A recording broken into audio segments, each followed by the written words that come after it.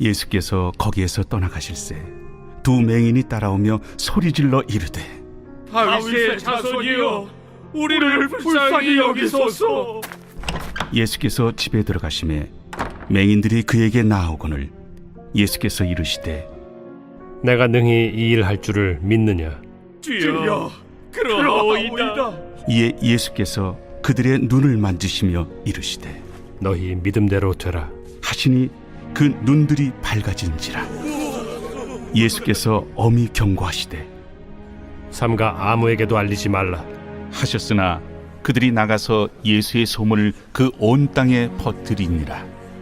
그들이 나갈 때 귀신 들려 말 못하는 사람을 예수께 데려오니 귀신이 쫓겨나고 말 못하는 사람이 말하거늘 무리가 놀랍게 여겨 이스라엘 가운데서 이런 일을 본 적이 없다. 바리새인들은 이르되 그가 귀신의 왕을 의지하여 귀신을 쫓아낸다. 예수께서 모든 도시와 마을에 두루 다니사 그들의 회당에서 가르치시며 천국 복음을 전파하시며 모든 병과 모든 약한 것을 고치시니라. 무리를 보시고 불쌍히 여기시니 이는 그들이 목자 없는 양과 같이 고생하며 기진함이라. 이에 제자들에게 추수할 것은 많되 일꾼이 적으니 그러므로 추수하는 주인에게 청하여 추수할 일꾼들을 보내주소서 하라. 설 명절 첫날입니다. 이번 설 명절 가운데도 하나님의 축복이 각 가정마다 충만하시길 소원합니다.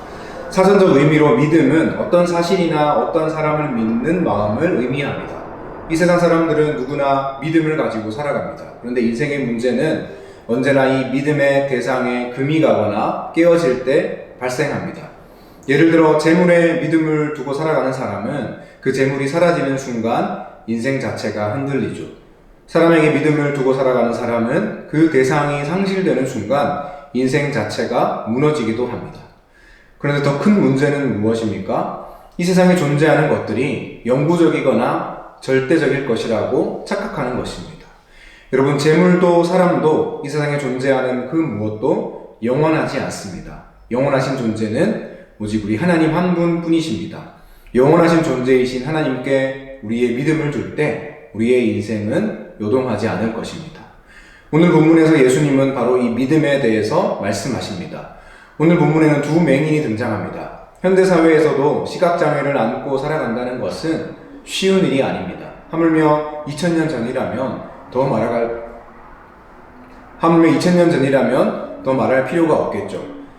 이들은 빛을 잃고 살아온 어둠의 세월만큼이나 인생의 쓴 잔을 수도 없이 맛본 사람들이었습니다. 이들이 예수님께 소리를 지릅니다. 다윗의 자손이여 우리를 불쌍히 여기소서. 마태복음이라는 배경에서 볼 때 다윗의 자손이라는 이 표현은 메시아를 의미합니다. 메시아는 구원자입니다. 두 맹인은 예수님의 소문을 듣고 예수님을 찾아왔고 예수님의 가르침을 접한 후에 그들의 인생의 메시아요 구원자로 예수님을 선택한 것입니다. 믿음의 관점에서 말한다면 두 사람은 예수님을 믿음의 대상으로 삼기로 결정한 것입니다. 그래서 예수님을 쫓아봤습니다. 눈이 성하지 않았던 그들은 온 힘을 다해 소리 질렀습니다. 인생의 구원자여 우리를 살려주소서. 예수님께서 이 소리를 들으셨는지 못 들으셨는지 어느 집으로 들어가셨습니다. 두 맹인은 포기하지 않았습니다. 절대적이고 영구적인 가치를 찾은 순간에 그들은 물불 가리지 않았습니다. 예수님이 들어가신 집까지 쫓아 들어와 예수님 앞에 엎드렸죠.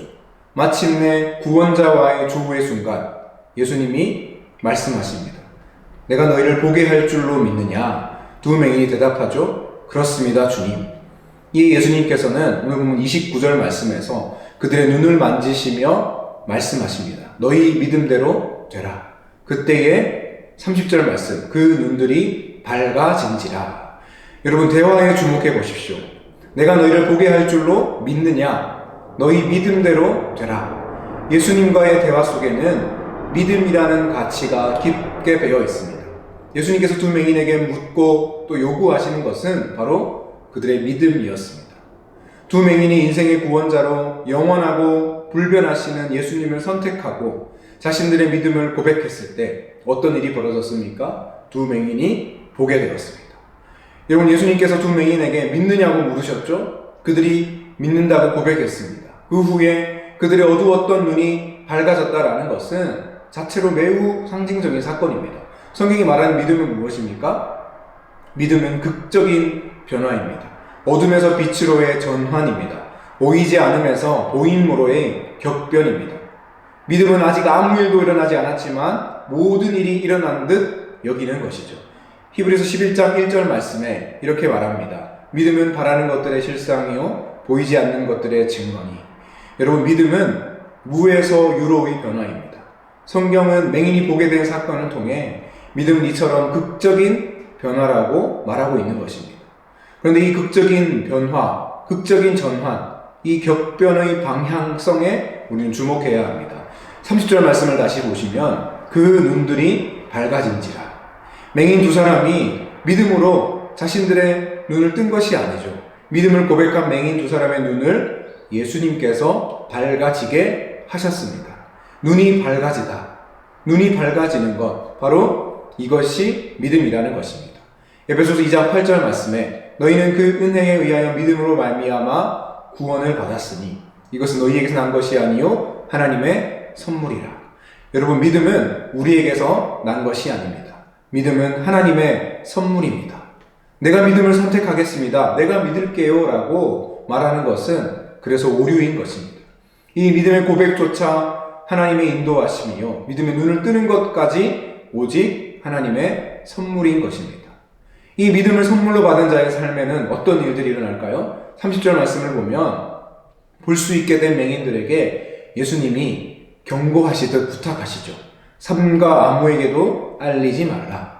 예수님께서는 왜 이 기쁜 소식을 알리지 말라 하셨을까요? 이 위대한 일을 사람들에게 알려 예수 그리스도가 메시아임을 왜 비밀에 붙이라고 하셨을까요? 아직은 하나님의 때가 아니었기 때문입니다. 자신을 이 땅에 보내신 하나님의 사명은 공생의 마지막이자 핵심인 십자가 사명이었기 때문이었습니다. 이러한 예수님의 당부에도 불구하고 31절 말씀을 보시면 그들이 나가서 예수의 소문을 그 온 땅에 퍼뜨렸습니다.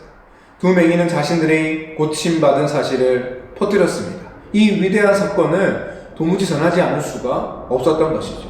그런데 성경이 이처럼 기록하는 것은 두 맹인이 예수님과의 약속을 어겼다고 말하는 것이 아닙니다. 오히려 복음의 위력을 설명하고 있는 것이죠.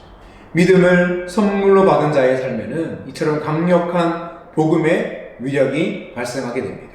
예레미야 20장 9절 말씀에 내가 다시는 여호와를 선포하지 아니하며 그의 이름으로 말하지 아니하리라 하면 나의 마음이 불붙는 것 같아서 골수에 사무치니 답답하여 견딜 수 없나이다 라고 선지자는 고백했습니다. 주 안의 사랑하는 성도 여러분, 믿음으로 극적인 변화를 경험하셨습니까? 하나님의 선물로 믿음을 소유하셨습니까?